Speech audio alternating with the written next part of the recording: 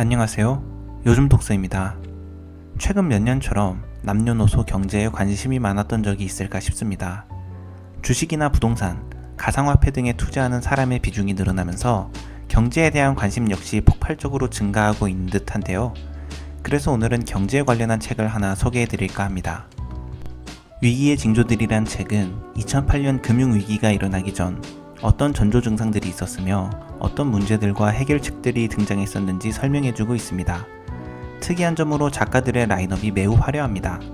2008년 금융위기 당시 미국 연방준비제도 이사회 의장 벤 버냉키, 오바마 정부 1기 재무장관 티머시 가이트너, 조지 W 부시 대통령 재임 당시 재무부 장관 출신이자 골드만삭스 회장 겸 CEO를 역임한 헨리 폴슨 주니어가 공동으로 집필한 책인데요. 지금으로 치면 제롬 파월 의장과 제닛 옐런 미 재무부 장관이 함께 책을 쓴 것일 텐데 정말 이 사람들이 모여서 이 책을 썼을까? 라는 장난스러운 호기심까지 들었습니다.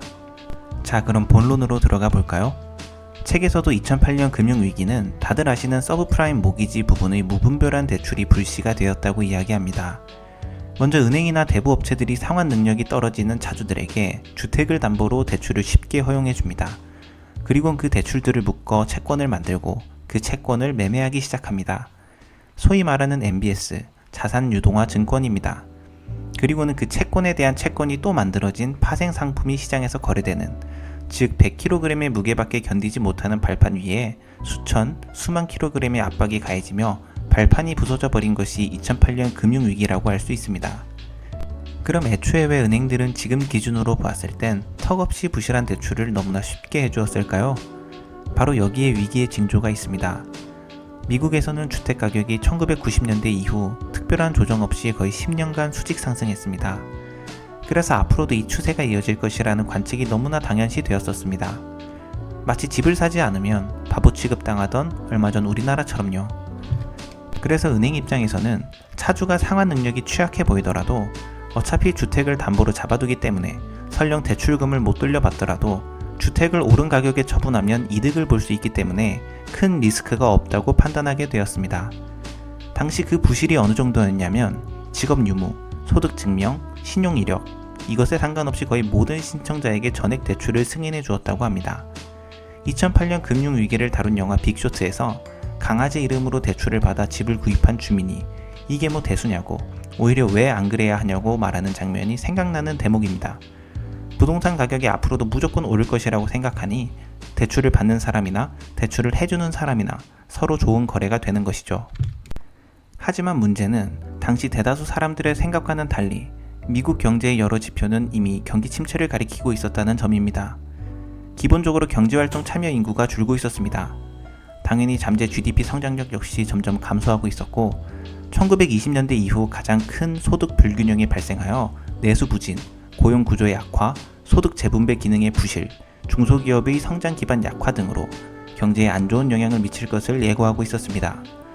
2001년부터 2007년까지 미국 가구당 주택담보대출액은 63% 급증하는데 이는 가계소득 증가율보다 훨씬 빠른 속도였습니다. 이 모든 내용이 상징적으로 담겨있는 데이터라고 할 수 있겠습니다.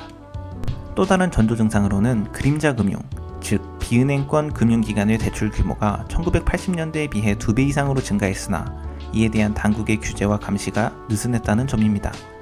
베어스턴스, AIG, 그 유명한 리만 브라더스 등 당시 부도의 위기를 맞았거나 부도가 난 곳 모두 이 비은행권 금융기관, 즉 투자은행이었습니다. 이들은 국가가 보장하는 예금보험기금도 받지 못하며 연준의 긴급대출 등의 위기 안전망의 혜택도 받을 수 없었습니다. 전체적인 금융 시스템을 포괄하는 폭넓은 시야의 감독기관도 없었습니다. 때문에 문제가 발생하여도 그것을 파악하는 데 한 세월, 새로운 해결책을 만드는 것도 한 세월, 실천하는 것도 한 세월 걸리는 관료주의의 문제가 발생하게 됩니다. 2005년 전체 서브프라임 모기지 시장에서 연방정부의 감독하에 있는 은행과 저축은행들이 발행하는 규모는 이미 20%에 불과했다고 합니다. 2007년 봄, 마침내 누군가가 주택가격이 너무 높은 것 아닌가? 라는 생각을 하게 됩니다. 주택가격이 순식간에 하락으로 돌아서자 서브프라임 모기지 대부업체들이 하나둘씩 파산하기 시작합니다. 과도한 레버리지, 빚을 내어 대출을 해주었지만 대출이 회수되지 않고 담보로 잡아둔 집으로도 그 부실을 메꾸기 어려워졌기 때문입니다. 그러나 이때만 해도 당시 경제 관련 실무자였던 저자들은 서브프라임 대부 업체들이 시장에 약간의 혼란을 줄 뿐 충분히 통제 가능할 것이라고 생각했다고 합니다. 그러나 1년 남짓 지난 2008년 9월 리먼 브라더스가 파산 신청을 하며 불길은 걷잡을 수 없이 퍼져버리게 됩니다. 어쩌면 가장 불길한 징조는 대다수 사람들이 에이 설마 그런 일이 벌어진다고? 라고 말하며 대수롭지 않게 손을 내저었던 것 아닐까요? 너무나 긴 시간 호황을 누리고 방심한 탓에 말입니다. 저자들은 입을 모아 말합니다. 금융위기는 오기 전에 예측할 수가 없다고 말입니다. 금융위기는 시스템적인 문제로부터 발생할 수도 있지만 결국 통제가 불가능한 대중의 심리에 따라 그 불길이 순식간에 모두를 덮쳐버리기 때문입니다. 아마 모르긴 몰라도 요즘처럼 소식이 빠르고 긴밀하게 연결된 사회에서는 그 여파가 더욱 순식간에 들어닥칠 것 같습니다. 저는 경제 전문가는 아니지만 책을 읽으면서 우리나라에 대한 생각이 많이 들었습니다. 대부분의 경우 해당 사항이 없기는 하지만 반대로 당시 미국보다 안 좋은 지표들이 있는 것도 사실이니까요. 대표적으로는 인구 문제, 주택담보대출 규모, 소득 양극화 등은 우리나라의 고질병들로 흔히 꼽히는 문제들입니다. 아무쪼록 잘 해결되길 바라보며 영상 마치도록 하겠습니다. 그럼 다음에도 재미있는 책 이야기로 찾아뵙겠습니다. 감사합니다.